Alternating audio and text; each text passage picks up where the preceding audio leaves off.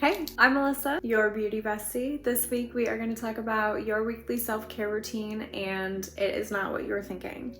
So I know there's a lot of videos out there about like plucking your eyebrows, doing your self-tan routine, and you're not going to find that here because I need the most basic of the basic. I am the most organized person when I try to be, but I get lost in the sauce really easily. This is my best tips on what you should have in your weekly self-care routine to not get lost in the sauce and to stay on track, because when you have a self-care routine, you are on track for your goals with your life. You're on track for your goals hygienically, physically, mentally. It's a game changer. The things that I like to put on my self-care routine are everything showers.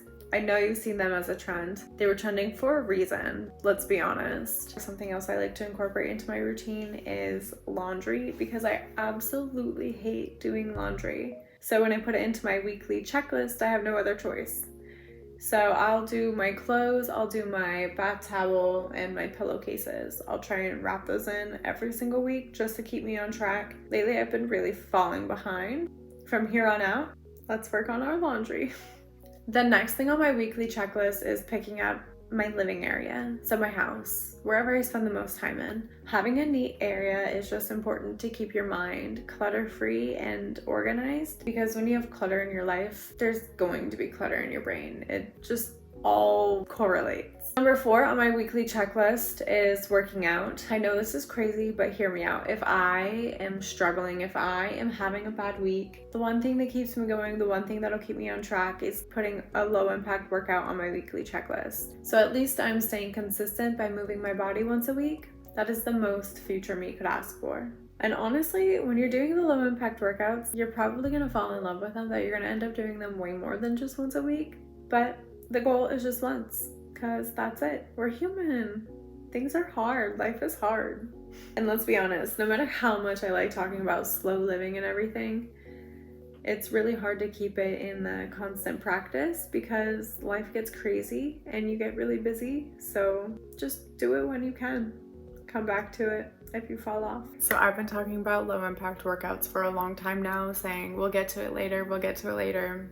Now is later. When I first started working out, I was doing all of the above. I was doing it all. Trying to do my best to lose weight, stay in shape. I took some time recently, figured out what might be best for my body and how I should start getting back into it again. Best thing I came across is low impact workouts. Low impact workouts are safer for your body because they are pretty much just body movements. Have less downtime because they're just body movements. They focus on the mind-body connection, the mind-muscle connection, so they really increase your stability and balance, which my posture has improved incredibly. I just feel stronger overall. I went from not being able to do any push-ups to right now I can do a solid 3 in a row. I know that's not a lot, but that's a lot to me. I'm happy with that.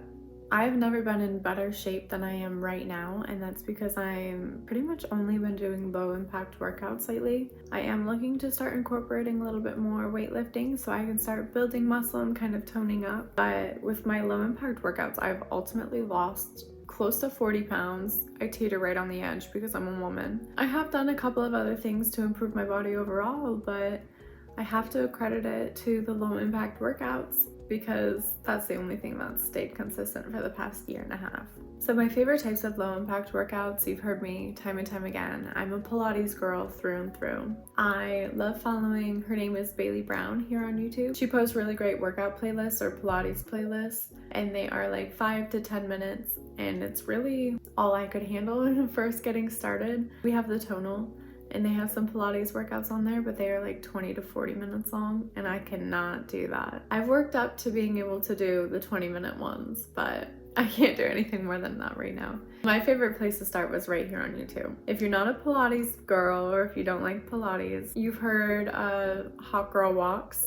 Those are trending for a reason. Just going for a walk, getting some fresh air will really help lower your cortisol. Yoga, swimming is really good for your body. It's really good on your muscle joints as well. And cycling. If you have a Peloton or if you have a bicycle and you have some nice trails you can go cycling around, it is really good for your body.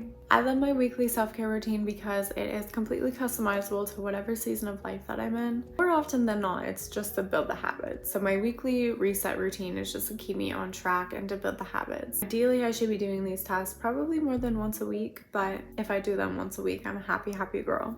Now, do you guys want to talk about New York Fashion Week? It's coming up right now. It's coming up next week from the date that this video would be published. I'm so excited. So my New York Fashion Week journey started by trying to reach out to some photographers in my area for some TFP shoots or some collab shoots, just because I'm looking to build more of my portfolio. I didn't really get a great response on that. But then I started reaching out to brands because New York Fashion Week is coming up. I got invited to my agency's New York Fashion Week kickoff party. So we are going to that. And then I started to fret about my outfits for the rest of the week, if I'm going to be in the city or if I'm going to be in the areas or what I'm going to be wearing. And I started reaching out to a bunch of brands, seeing if they needed a model or an influencer.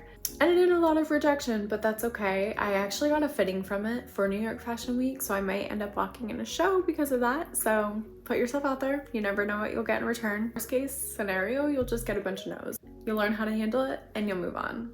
I have done 2 castings. So I have done a virtual casting and I've done a physical casting, and then I've done a fitting, which the fitting, they said they needed 15 girls for the show and I was the 17th girl. So if there's not a girl that can make it, or if they really liked me over some of the other girls, I think they'll take me. But they said regardless, I might do a photo shoot with that store, so fingers crossed for me.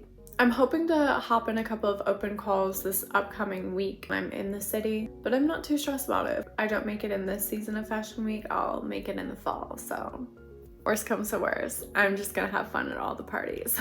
My birthday is tomorrow. I couldn't be happier with my life right now, honestly. I'm just really happy to be here. I'm really happy to be living life. You'll see me back here in 2 weeks, but this next week is New York Fashion Week, so if you want to catch a recap or a vlog of it, you'll find that over in the shorts in between now and then. But thank you guys so much for being here. Really appreciate all of you.